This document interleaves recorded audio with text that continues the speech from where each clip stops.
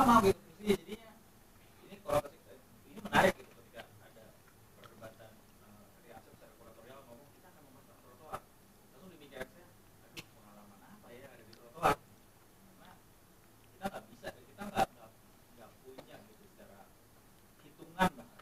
Trotoar itu sangat matematis dan ini adalah sangat sistematis. Trotoar itu punya hitungan, kalau kalian bisa lihat secara teknik, trotoar itu punya hitungan, punya kausa menghitung berapa orang yang lewat, punya tempo, punya durasi, dan dia punya kalau kita bicara tempo, kalau teman-teman main musik itu ada beatnya. Jadi nggak mungkin trotoar itu panjangnya 2 km, pasti di antara 2 km itu pasti ada titik temu, ada landmark yang lain, itu udah pasti seperti itu. Itu kalau imajinasi dengan trotoar. Apa bedanya dengan jalan setapak yang kita temukan di pedesaan? Jalan setapak di pedesaan itu punya tempo yang ritmiknya sesuai dengan tubuh orang Indonesia secara kultur. Tempat bertemu, kita bahkan bisa melihat jalan setapak itu tiba-tiba kok ini rumputnya agak sedikit lagi injak ya. Oh ini setiap ini orang bisa ketemu nih, kayak gitu-gitu.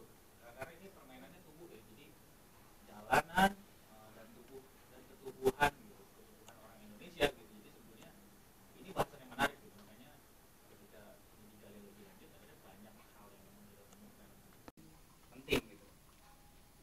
Kayak misalkan cerita yang untuk karya yang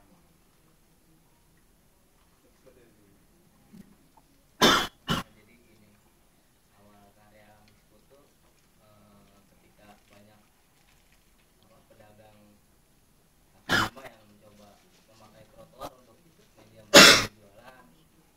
Itu kan banyak macam-macam makanan, contoh ada nasi padang dan macam-macam. Kita mencoba mengmix makanan itu semua jadi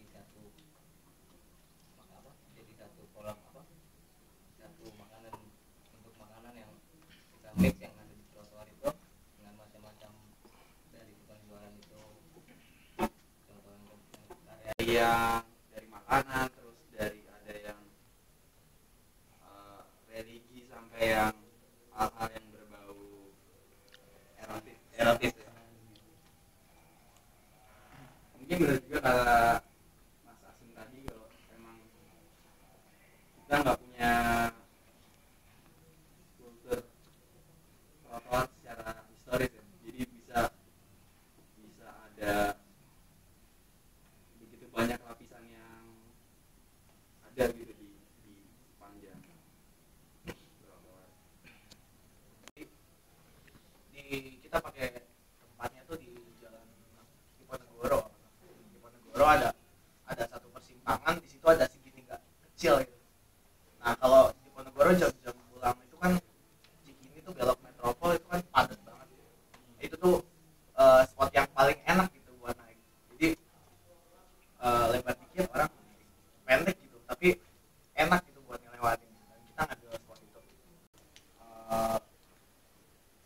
Terus biasanya kita emang kayak Asep tadi bilang pas ketemu Asep, jadi kita kalau diskusi mungkin awal kita bikin list beberapa karya untuk beberapa proyek yang mau kita garap. Cuma biasanya dari beberapa proyek itu kita mulai dari yang posibilitasnya paling tinggi, jadi yang paling memungkinkan untuk dikerjain paling pertama, karena ide ini kan harus dieksekusi di lapangan dan tempatnya antara ide dan tempat juga mesti kontekstual, harus ada kesinambungan. Nah, bukan hanya keadaan negara, tapi bagaimana kemudian eksekusinya, eksekusi dengan senimannya, diskusinya dan eksekusi karya, bahkan ada ke display dan format kita. Jadi kesulitan itu yang terbayang di awal, saya coba anggap aja itu tantangan. Jadi ini juga sesuatu yang menantang dalam artian saya sebenarnya nggak tahu nih outputnya kayak gimana. Beda ketika saya kalau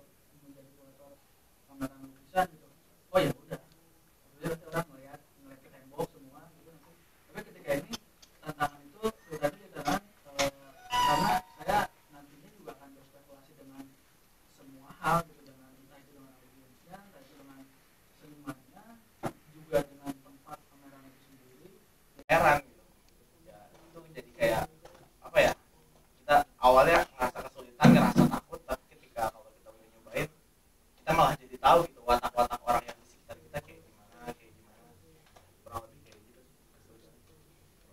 Makanya kita selalu refleksi di lapangan, terus bawa ke galeri. Nah, kadang-kadang suka bingung juga mikirin, aduh, saat kita udah selesai ngerjain di lapangan, ini juga gitu nggak begitu jelas trotoarnya sebetulnya. Hanya paling ini juga saya nggak ngerti gitu. Sebenarnya ini yang bikin para pejalan kaki apa pecinta kuliner ya. Gitu, bagaimana trotoar itu kadang-kadang ada lubangnya, terus jalanan yang memang nggak rata ya pasti hakil ya, susah banget. dan trotoarnya Ya itu aja paling. Ada pot tapi kagak ada pohon, itu malah ngalingin orang jalan. Ada lagi pohon yang begitu rimbunnya tapi tidak jadi peneduh. Jadi kita kalau jalan cuma harus ke jalan raya gitu ya, harus turun ke trotoar. Jadi saya sebagai pejalan kaki tidak terwakili. Pilihan dokumentasi sih kalau yang di sini untuk ada ininya di video dan di film. Tapi untuk tadi yang bilang tidak mengakui apa ya jalan itu sebenarnya kita tidak menentukan salah satu sudut pandang. Mungkin di salah satu karya yang mau ke pejalan kaki ada juga gitu, tapi untuk karya yang ini enggak. Jadi seperti yang tadi saya bilang, salah satu ininya tuh menentukan fokus yang salah satu yang pemilihannya gitu, pemilihan strategi fotorealnya. Dan kita juga tidak dari awal kita tidak mencari sebuah kebenaran atau menyalahkan suatu pihak gitu. Kita juga tidak berarti kita mempromosikan kita harus buat fotonya buat pejalan kaki semua, enggak juga gitu. Kita boleh nih dagang di trotoar, enggak gitu. Tapi bagaimana secara keseluruhan pemerintah ini merespon sebuah ini tarik menarik kepentingan di situ, ada perebutan ruang gitu, ada perebutan kepentingan. Jadi mungkin dari sudut pandang yang naik motor ada yang terkira dan tidak, mungkin di beberapa kata yang pejalan kaki ada yang terkira dan tidak, atau ada yang dari sudut pandang pedagang juga. Jadi bisa bermacam-macam sebenarnya. yang berusaha untuk digambarkan oleh presentasi ini kan seperti itu sebenarnya. Nah, kita membuat satu antitesis tersendiri terhadap trotoarnya justru. Jadi apa yang ada di trotoar atau apa yang tentang trotoar mungkin kita bisa lupakan, tapi justru yang menarik nih ada beberapa elemen atau tadi ada yang bilang lapisan-lapisan lain nih yang memang bisa dibaca. Dan kalau misalkan kita pun mau mencari sebetulnya dengan kata kunci trotoar atau tempat pejalan kaki, itu tidak banyak tulisan yang mengamati secara konsumsi sosial masyarakat Indonesia atau bahkan kota besar seperti Jakarta, Surabaya sekarang yang lagi bagus ya istilahnya, Semarang, kota-kota daerah pelabuhan, kota-kota besar seperti Medan, mungkin itu nggak ada yang membahas secara praktisi gitu, membahas tentang trotoar, tapi bukan dari segi trotoar ya, tapi justru dari sejarah kultur bangsa Indonesia nggak ada. Itu adalah satu itu kepeng, gelandangan dan pengemis. Yang kedua itu adalah tukang ojek. Yang ketiga itu adalah kalau pagi hari dan sore hari banyak joki di trotoar. Itu mungkin perlu diwakili kalau misalnya ini ngambil objeknya di Bendungan Hilir tadi ya. Karena ini kan daerah Triluan ini. Mungkin itu aja masukannya. Pertama kali saya kenalkan dan ternyata dia memiliki selain ketertarikan sebenarnya dia punya bidang kajian khusus mengenai perkotaan juga gitu. Dan silakan Frank mengenai Kan mau ambak. Bedanya antara jalan dengan trotoar itu dari ritme, benar yang tadi aku bilang ada ritme yang memang mengatur itu. Ritme yang di jalan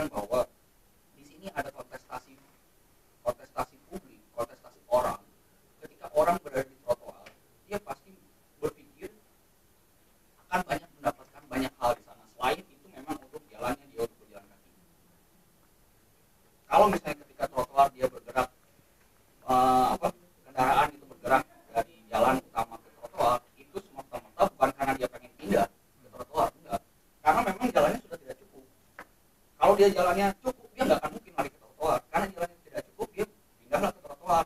Insting manusia adalah gimana caranya dia akan mencari jalan yang lebih cepat. Terlepas itu melanggar peraturan atau tidak melanggar ya, tapi dia akan mencari jalan yang lebih cepat, dan trotoar menjadi jalan yang cepat menurut dia untuk mencapai tujuannya.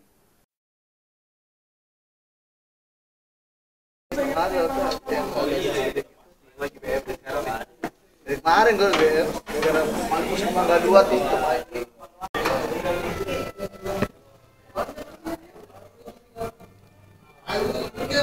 kuliner banget.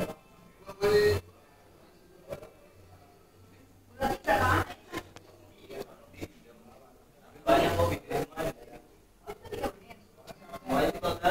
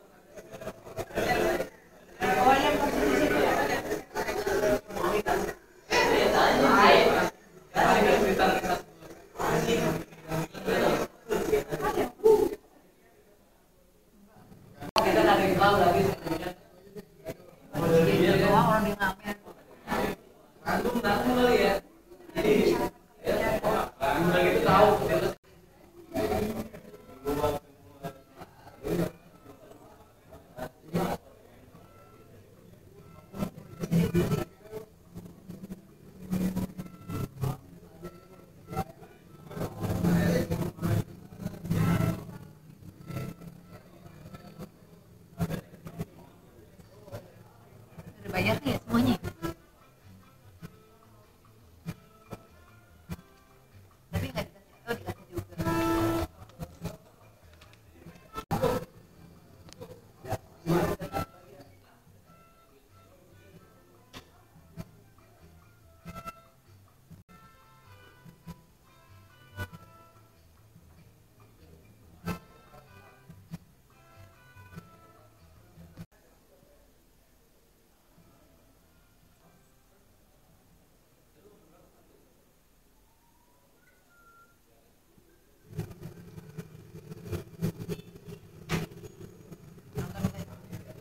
Jam berapa lo?